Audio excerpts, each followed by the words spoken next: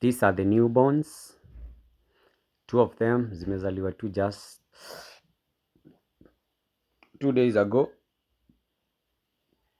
Emoji ilizaliwa with some deformities kidogo kidogo kwa shingo. Yeah, when by the time her mother was giving birth, watoto ndo walikuwa machungani, so they had to help it. They pull up the neck, so it got injured during birth. Yeah, these are our sheeps. We are trying to source milk from her mother so that we can give to the small kid, because it cannot breastfeed.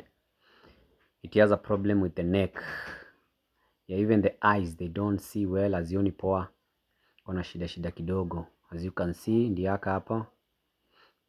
Yeah, hakaoni vizuri. Kanaenda kanagonga waya. Yeah. You see? Tunakafeed using the small syringe. Yes, this one, you see? This one is what we are using to feed this small goat. This goat kid. That's what we are using to feed it. Yeah. I'll try to look for some space where we can put it. This is the salt. Hii ni salt tunapea hii ya kulamba. Kuna hii the mineral salt block, na kuna hii unga one. Hii ndio tunaipatia. Zinalamba pia, inasaidia, it's good, iko sawa. The sheep like it most, but the goats zinapenda the mineral block.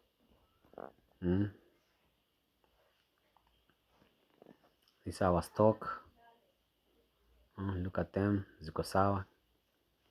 The problem is only with this one goat, but tumeita a vet doctor atakuja kuiassess kesho, at least ipate treatment, tuone if it can. We don't want to lose this goat. It's a very good breed, as you can see, very big one. Yeah.